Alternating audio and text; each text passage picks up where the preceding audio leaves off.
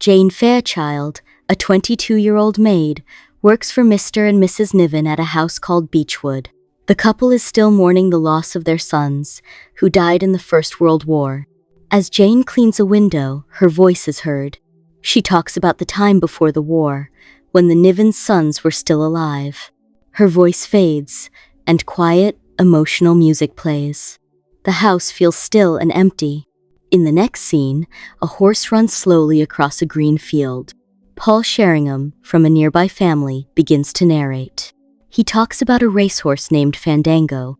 It never wins, but they keep hoping it might bring success one day. Paul says he and his brothers, Dick and Freddie, made a deal with their parents. Their mother and father claimed the head and body of the horse, while each of the three boys took one leg. Jane asks, "Who owns the fourth leg?" Paul smiles and replies, "That was always the question." It is March 30th, Mother's Day, when house servants get the day off to visit their mothers. Jane wakes early. She washes with water from a bowl, gets dressed, ties her apron, and fixes her hair. She looks in the mirror, then goes downstairs. The house is quiet. She seems the first awake. In the kitchen, she looks out the window, then starts scrubbing a pan hard. The sun begins to rise. Later, Mr. and Mrs. Niven sit at breakfast. Jane serves them. Mr. Niven says it's a nice day. Jane agrees politely. He asks his wife if she feels the same. She stays silent, not looking at him. He lowers his eyes and remembers something by the lake at Henley. He asks his wife what she thinks. She answers coldly, still avoiding his eyes. Jane watches her while pouring tea.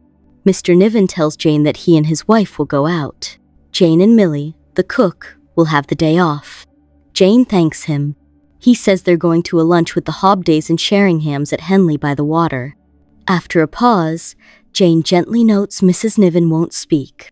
Mr. Niven asks Jane's plans since she has no mother to visit. Before she answers, the phone rings, and he gestures for her to answer. Jane leaves. Mr. Niven looks at his wife, who stares blankly. On the phone, a man asks for Jane. She hides his identity with a smile. A brief memory of her and the man in bed flashes. Back in the present, Jane says it was a wrong number when asked. Mr. Niven doubts but accepts it. Jane clears the table. He gives her a tip. He says Millie will take the first bike and asks how Jane will leave. She says she'll take the second. He smiles, agreeing that's what he'd do. He offers Jane a book. She thanks him, and he leaves. Later, typewriter sounds and a ringing phone fill the air. An older Jane sits by a window with a pen and notebook. Back in the kitchen, Jane tells Millie she can go home. Millie jokes about her mother. Jane smiles, calling it a lovely day. Millie says she dislikes Jane when she's cheerful. Jane suggests they bike together. Millie asks where, but Jane doesn't answer and leaves. Millie smiles, knowing the plan. They bike to the station, laughing and teasing about Millie's quirky mother. By the church, Jane imagines a newly married couple and asks Millie if they're honest with each other. Millie is puzzled. Jane wonders what the Nivens, Sheringhams, and Hobdays say when they meet. Millie guesses they talk about the upcoming wedding and how happy it will be. Suddenly, Jane pedals away, leaving Millie behind.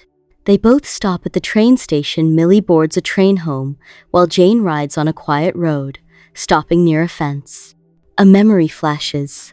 A man calls her MJ and tells her where to meet. Jane arrives at a large house, parks her bike and rings the doorbell, holding a piece of bread and lost in thought. Jane remembers thinking Paul was just behind the door. He answers and opens it. This memory reflects what older Jane was thinking earlier, with the phone call replaying in her mind. Inside, they talk about the shower, his parents, with words appearing on paper. Jane asks who named it. Paul says probably Dick or Freddie.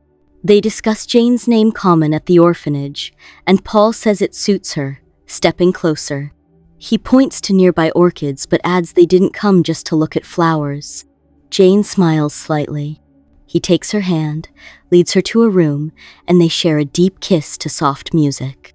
The scene shifts to Jane buying vegetables, where a woman named Ethel calls her the new girl at Beachwood and introduces herself, saying Jane works for the Sheringhams. Paul meets Jane for the first time when Ethel introduces her. Jane shyly answers his questions about the Nivens. In the present, Paul tells Jane he told his parents he's busy with law studies and will be late to the gathering. Romantic music plays as Paul gently removes Jane's top. They share a quiet moment. A memory shows Paul giving Jane money, asking if he upset her. She refuses payment. He hopes to take her out someday. They've been seeing each other for a while. Paul says he'll meet his fiancée, Emma Hobday, at the picnic. Emma puts on makeup and drives quickly with her parents, joking about her mother watching her. Paul reflects on his past with his brothers and the Niven sons, recalling how the three families used to meet at the lake for today's gathering. Niven fondly recalls playing in the water with them, smiling until his expression turns serious as he says he'll be late for the picnic. Jane, with short hair, writes in bed beside a sleeping Donald. At the picnic, the families talk quietly. Only the Nivens and Emma are silent. Paul tells Jane he should leave. Jane notices a stain on the sheets, the same she washed after her first time with Paul when she bled. In a memory, Paul says he hurt her. She calls it a good pain. She spots blood with something else. He says it's a seed that shouldn't grow. She jokes about it and sings a planting song. Paul laughs, and they share a gentle kiss. Millie, noticing a stain while Jane washes sheets, says she and her partner never went past a kiss. Back in the present, Paul cleans up while Jane looks over his late brother's belongings. At dinner in the Niven's house, Jane serves guests as she and Paul exchange looks. Mr. Niven asks Paul about law school. Paul jokes his father doubts him. Jane smiles. Paul talks about working in London but stops when mentioning his late brothers, and the topic shifts to food. Jane rushes to the kitchen. Millie asks if the guests like the meal. Jane says they're talking, but she's unsure if they're eating much. Millie then asks about Emma. Jane pours wine and tells Millie she looks bored.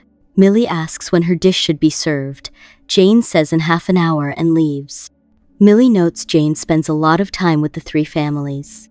Jane says she's just paying attention and rejoins the guests. Jane sees everyone congratulating Paul and Emma on their engagement. She forces a smile but quietly leaves, upset. One night, Paul tells Jane he must marry, become a lawyer, and start a family. He explains Emma was meant to marry James Niven, who died in the war. Paul says Jane would have liked James, then corrects himself, saying Jane likes him. He calls Jane a true friend and says he can tell her his secrets. Jane, sad, agrees he is her friend too. At the picnic, Emma impatiently demands champagne and complains Paul is late. Mr. Niven says Paul is serious about his studies. Emma firmly asks the waiter for champagne, who nervously complies. Paul dresses for the picnic while Jane smokes, discussing what Emma might do if she finds out about them. Jane describes Emma discovering them and thinking about the engagement. Paul laughs, but he grows serious when Jane comes closer. Later, Jane tells the same story to Donald, who teases her for not telling Paul. In a memory, Paul suggests Jane get a procedure to prevent pregnancy, knowing a doctor. Jane feels hurt, hinting her mother might have been a maid forced to abandon her, while Paul jokes her mother was a queen. Mr. Niven notices Emma's impatience. Mrs. Sheringham says Paul cares for her and studies hard, but Emma laughs, saying he's always late and never studies. Emma sees her mother avoid eye contact, then leaves crying. Paul gets ready for the picnic, gives Jane instructions and pie, and leaves smiling. Jane watches him, worried. Later, Jane tells Donald she's stuck on her writing. Donald accuses her of disappointing her publisher. She admits unwanted thoughts but refuses a walk, choosing to swim instead. At the picnic, Emma smokes by the lake. Samuel, the waiter, tells her to stop, making her smile. Emma recalls swimming here as a child. Jane watches Paul leave, looks at old photos, and smells his clothes. At home, Jane and Donald joke about marriage and a writing room, then kiss. Jane finds a paper about Paul and Emma's wedding. At the gathering, Mr. Niven toasts despite his wife's sadness. Mrs. Niven cries, and everyone falls silent. Mr. Niven forces a smile and toasts Emma and the absent groom. Mrs. Sheringham quietly cries. At the Sheringham house, Jane finds a book with James Niven's name and a paper that looks like a map. Mr. Niven catches her, but she says she was just cleaning. He lets it go. Later, Jane read the book and wrote the same lines in the notes at a bookstore. Donald arrives looking for a book for his mother. They talk about books. This is their first meeting. At the Sheringham house, Jane smokes with James's book, eats pie Paul left, drinks beer, and ignores the ringing phone. She imagines Paul, hides an orchid under her shirt, packs the book, and leaves. The scene shifts to Jane biking slowly down a field. Later, on a date with Donald, she admits to being a writer but keeps one start a secret. He gives her a book, and she tries not to smile. Jane arrives at the Niven's house and finds Mr. Niven upset. He tells her Paul had a car accident and apologizes. He needs to check the Sheringham house to avoid hurting Paul's family more. Jane tries not to cry. After a pause, she agrees to go with him but asks for water first. She drops the glass, cries quietly, then steadies herself and they leave. The maid fixes Paul's sheets. Smoke rises from the woods Paul's burning car. On the way, Jane feels pain. At the Sheringham house, Ethel cleans Paul's room and says no one's home. Mr. Niven explains the accident. Police found the wreck. Ethel says she thought Paul was missing since the room looked used but messy. Mr. Niven asks if Ethel found a note suggesting suicide. She found nothing. He tells Jane all 5 boys from both families are gone. They stop before a house, both tearful. Jane walks with Donald, who suddenly falls but laughs it off. They smile and kiss. Later, Jane comforts Donald troubled by bad dreams. Jane takes off Mrs. Niven's coat. Mrs. Niven quietly asks if Jane has been to Upley. Jane lies, saying it's her first time at Upley with Mr. Niven. She helps Mrs. Niven settle and remove her shoes and jewelry. Mrs. Niven says the house feels dark and talks about feeling free of guilt after Philip's burial and James's departure. She mentions Emma was meant to marry James. Jane quietly agrees, surprising her, who suspects Jane heard it elsewhere. With tears, Mrs. Niven says Jane has no mother. Jane says she was left in an orphanage as a child. As she tries to leave, Mrs. Niven holds her hand, saying losing so much early means nothing left to fear. Both cry as Mrs. Niven kisses her gently. Mr. Niven watches quietly. In the kitchen, Jane hears Millie crying and starts to cry too. Looking in the mirror, she tells herself she has nothing to lose and everything to gain. She writes, "Once upon a time," twice in her notebook. Later, Paul tells Jane a story about his late brothers. He asks her to imagine a green field where they once had picnics, now covered in snow. They sit side by side as the scene changes from grass to snow. At a bookshop, Mr. Paxton gives Jane his old typewriter, and she thanks him. Later, Jane and Donald sit in a hospital bed. Donald, with a brain tumor, jokes sadly. Jane asks about surgery, and Donald looks at her with sorrow before breathing deeply. Donald's tumor can't be removed, and Jane struggles to accept it. He asks if she wants to pretend it's not real. She quietly agrees. They decide to forget it for a while. Sitting wrapped in blankets, Donald tells Jane she'll write a book about living.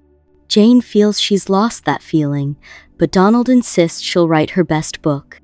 They joke and laugh, though Jane admits she might never write it. Donald believes she will. At the Niven home, Jane brings Mr. Niven breakfast. She tells him she plans to leave her job for a bookshop. He agrees it's a good choice. Later, in a hospital bed, Donald asks Jane to share the third moment that made her a writer. Tearfully, she whispers she cares deeply. He takes a final breath. Jane leaves the hospital, tears falling, and rides away on her bike. The scene shifts to the day she left the Sheringhams, the same day Paul's car burned. Older Jane types in the Sheringhams' library, ignoring reporters asking about her awards. She says she's happy and keeps them stored away. When asked if she's unhappy, she laughs softly and says no. The work was tough but wonderful. She smiles, thinking of her younger self and Paul's racehorse story. The younger Jane watches the horse run, then slowly smiles. Thanks for tuning in. Don't forget to subscribe, hit the bell icon, and stay connected with us.